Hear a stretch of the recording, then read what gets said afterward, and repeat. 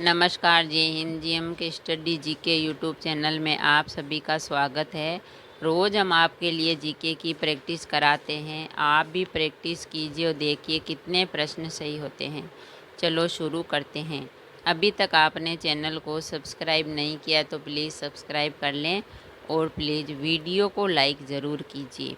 आज हम आपको भारत के संविधान सभा के कुछ महत्वपूर्ण प्रश्न बताएंगे। ऐसे महत्वपूर्ण प्रश्न जो हर प्रतियोगी परीक्षा में ज़रूर पूछे जाते हैं। तो भारत का जो संविधान सभा थी, इसके अध्यक्ष थे कौन थे, और संविधान सभा में क्या क्या हुआ, और मीटिंग बैठकें कब हुई, पहली दूसरी, कौन कौन से सम्मेलन हुए, इनके बारे में हम आपको प्रश्न बताते हैं। तो चलते हैं प्रश्न की ओर। आपका पहला प्रश्न है, 1924 में किसके द्वारा ब्रिटिश सरकार ने से ये मांग की गई कि भारतीय संविधान के निर्माण के लिए संविधान सभा का गठन किया जाए? 1924 में किसके द्वारा 1924 में किसके द्वारा ब्रिटिश सरकार से यह मांग की गई कि भारतीय संविधान के निर्माण के लिए संविधान सभा का गठन किया जाए? यह की गई थी मोतीलाल नेहरू द्वारा। 1924 में मोतीलाल नेहरू द्वारा ब्रिटिश सरकार से ये मांग की गई कि भारतीय संविधान के निर्माण के लिए संविधान सभा का गठन किया जाए। आपका दूसरा प्रश्न है, संविधान सभा के विचार का औपचारिक रूप से प्रतिपादन किसके द्वारा किया गया? संविधान सभा के विचार का औपचारिक रूप से प्रतिपादन किसके द्वारा किया गया? संविधान सभा के विचार का औपचारिक रूप से प्रतिपादन M.N. राय के द्वारा किया गया। आपका तीसरा प्रश्न है, संविधान सभा को किसने मूर्त रूप प्रदान किया? संविधान सभा को किसने मूर्त रूप प्रदान किया था? संविधान सभा को जवाहरलाल नेहरू ने संविधान सभा को जवाहरलाल नेहरू ने मूर्त रूप प्रदान किया था। आपका चौथा प्रश्न है, 1938 में किस व्यक्ति ने वयस्क मताधिकार के आधार पर संविधान सभा के गठन की मांग की? 1938 में किस व्यक्ति ने वयस्क मताधिकार के आधार पर संविधान सभा के गठन की मांग की? 1938 में जवाहरलाल नेहरू ने 1938 में जवाहरलाल नेहरू ने वयस्क मताधिकार के आधार पर संविधान सभा के गठन की मांग की। आपका पांचवा प्रश्न है, संविधान सभा के गठन की मांग सर्वप्रथम 1895 में किसके द्वारा प्रस्तुत की गई? संविधान सभा के गठन की मांग 1895 में किसके द्वारा प्रस्तुत की गई? संविधान सभा के गठन की मांग सर्वप्रथम 1895 में बाल गंगाधर तिलक द्वारा प्रस्तुत की गई। बाल गंगाधर तिलक द्वारा प्रस्तुत की गई। आपका छठा प्रश्न है, भारत की संविधान सभा गठित करने का आधार क्या था? भारत की संविधान सभा गठित करने का आधार क्या था? भारत की संविधान सभा गठित करने का आधार था कैबिनेट मिशन योजना 1946। कैबिनेट मिशन योजना 1946 भारत की संविधान सभा गठित करने का आधार था। आपका सातवां प्रश्न है, भारत की संविधान सभा किसके अनुसार गठित की गई? भारत की संविधान सभा किसके अनुसार गठित की गई? भारत की संविधान सभा कैबिनेट मिशन योजना के तहत गठित की गई।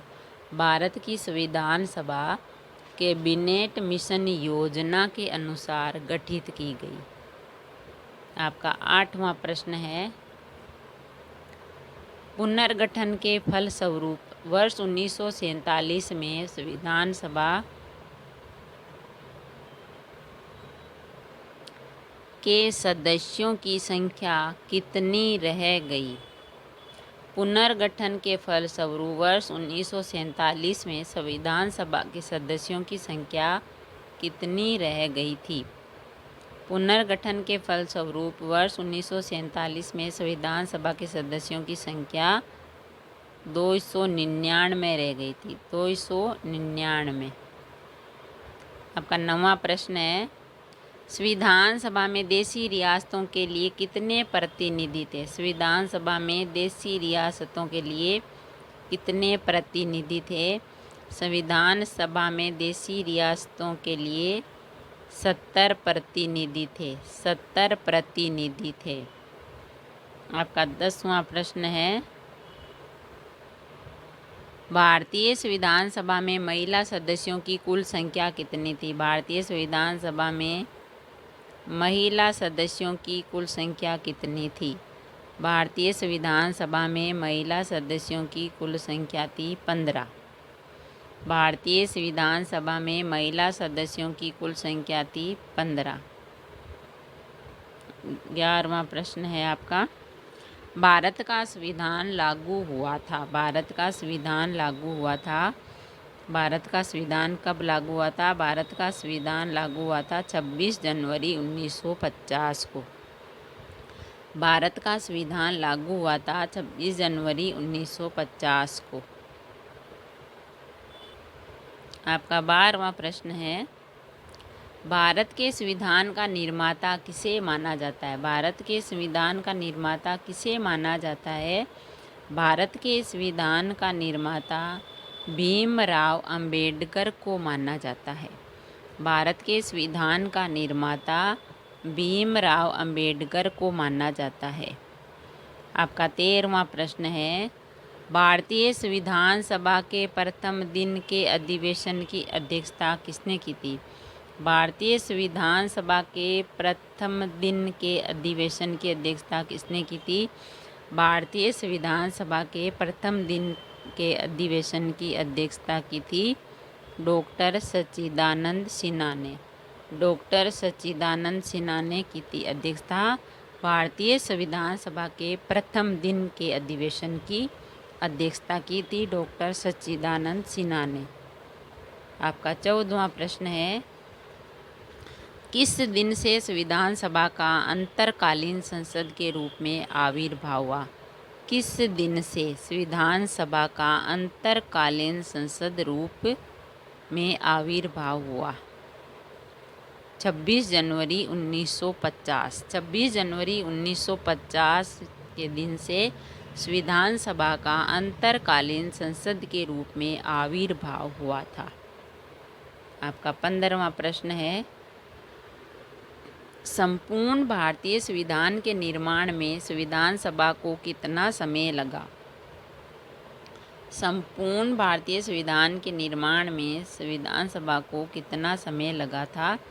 संपूर्ण भारतीय संविधान के निर्माण में संविधान सभा को 2 वर्ष 11 माह और 18 दिन का समय लगा था।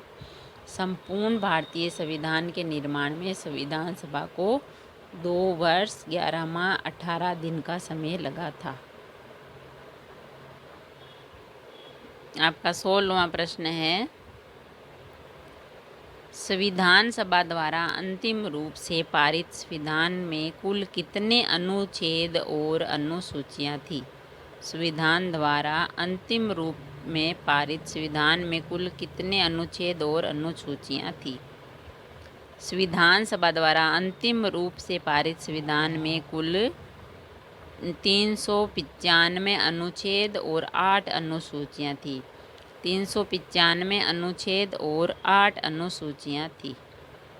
आपका 17वां प्रश्न है, संविधान सभा के कितने उपस्थित सदस्यों ने संविधान पर हस्ताक्षर किया? संविधान सभा के कितने उपस्थित सदस्यों ने संविधान सभा पर हस्ताक्षर किया? संविधान पर। संविधान सभा के कितने उपस्थित सदस्यों ने संविधान पर हस्ताक्षर किया?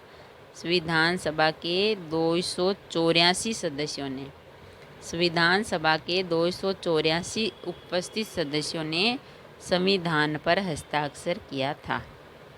आपका 18वां प्रश्न है, संविधान सभा अंतिम रूप से किस दिन आखिरी बार मिली? संविधान सभा अंतिम रूप से किस दिन आखिरी बार मिली? संविधान सभा अंतिम रूप से 24 जनवरी 1950 को आखिरी बार मिली थी। संविधान सभा अंतिम रूप से 24 जनवरी 1950 को आखिरी बार मिली थी। आपका 19वां प्रश्न है, संविधान सभा ने संविधान को अंतिम रूप से किस दिन पारित किया? संविधान सभा ने संविधान को अंतिम रूप से किस दिन पारित किया? संविधान सभा ने संविधान को अंतिम रूप से 26 नवंबर 1949 को पारित किया। 26 नवंबर 1949 को पारित किया था अंतिम रूप से। आपका 20वां प्रश्न है, भारत की संविधान सभा ने किस तिथि को राष्ट्रीय ध्वज को अपनाया? भारत की संविधान सभा ने किस तिथि को राष्ट्रीय ध्वज को अपनाया? भारत की संविधान सभा ने 22 जुलाई 1947 को 22 जुलाई 1947 को राष्ट्रीय ध्वज को अपनाया था भारतीय संविधान सभा ने। आपका 21वां प्रश्न है, भारत को एक संविधान देने का प्रस्ताव संविधान सभा द्वारा पारित किया। भारत को एक संविधान देने का प्रस्ताव संविधान सभा द्वारा पारित किया गया। कब? भारत को एक संविधान देने का प्रस्ताव संविधान सभा ने 22 जनवरी 1947 को पारित किया। 22 जनवरी 1947 को पारित किया। आपका 22वां प्रश्न है, भारतीय संविधान को अपनाया गया। भारतीय संविधान को अपनाया गया। भारतीय संविधान को संविधान सभा द्वारा अपनाया गया। भारतीय संविधान को संविधान सभा द्वारा अपनाया गया। आपका 23वां प्रश्न है, भारतीय संविधान सभा की संघीय शक्ति समिति के अध्यक्ष कौन थे? भारतीय संविधान सभा की संघीय शक्ति समिति के अध्यक्ष कौन थे? भारतीय संविधान सभा की संघीय शक्ति समिति के अध्यक्ष थे पंडित जवाहरलाल नेहरू। भारतीय संविधान सभा की संघीय शक्ति समिति के अध्यक्ष थे पंडित जवाहरलाल नेहरू। आपका 24वां प्रश्न है, संविधान सभा में उद्देश्य प्रस्ताव किसने प्रस्तुत किया? संविधान सभा में उद्देश्य प्रस्ताव किसने प्रस्तुत किया? संविधान सभा में उद्देश्य प्रस्ताव जवाहरलाल नेहरू ने प्रस्तुत किया। संविधान सभा में उद्देश्य प्रस्ताव जवाहरलाल नेहरू ने प्रस्तुत किया। आपका 25वां प्रश्न है, भारतीय संविधान सभा की स्थापना कब हुई? भारतीय संविधान सभा की स्थापना कब हुई? भारतीय संविधान सभा की स्थापना हुई 9 दिसंबर 1946। 9 दिसंबर 1946 को भारतीय संविधान सभा की स्थापना हुई। आपका 26वां प्रश्न है, संविधान सभा का प्रथम अधिवेशन कहाँ हुआ था? संविधान सभा का प्रथम अधिवेशन कहाँ हुआ था? संविधान सभा का प्रथम अधिवेशन हुआ था दिल्ली में। संविधान सभा का प्रथम अधिवेशन हुआ था दिल्ली में। आपका 27वां प्रश्न है, संविधान सभा के उद्घाटन अधिवेशन की अध्यक्षता किसने की? संविधान सभा के उद्घाटन अधिवेशन की अध्यक्षता किसने की थी? संविधान सभा के उद्घाटन अधिवेशन की अध्यक्षता की थी सच्चिदानंद सिन्हा ने। सच्चिदानंद सिन्हा ने संविधान सभा के उद्घाटन अधिवेशन की अध्यक्षता की थी। आपका 28वां प्रश्न है, संविधान सभा के अस्थायी अध्यक्ष कौन थे? संविधान सभा के अस्थायी अध्यक्ष कौन थे?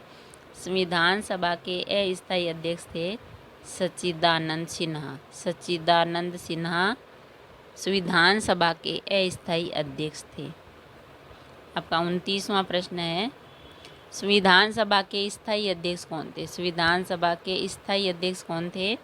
संविधान सभा के स्थायी अध्यक्ष थे डॉक्टर राजेंद्र प्रसाद। संविधान सभा के स्थायी अध्यक्ष थे डॉक्टर राजेंद्र प्रसाद। आपका 30वां प्रश्न है, संविधान सभा के संवैधानिक सलाहकार कौन थे? संविधान सभा के संवैधानिक सलाहकार कौन थे? संविधान सभा के संवैधानिक सलाहकार थे वेन्नेगल नरसिंह राव। वेन्नेगल नरसिंह राव थे संविधान सभा के संवैधानिक सलाहकार, वेन्नेगल नरसिंह राव। अगर वीडियो अच्छा लगा तो लाइक और शेयर ज़रूर करें। ऐसे ही और प्रश्नों की जानकारी के लिए, जनरल नॉलेज के प्रश्नों की जानकारी के लिए चैनल को सब्सक्राइब करें। थैंक यू, धन्यवाद।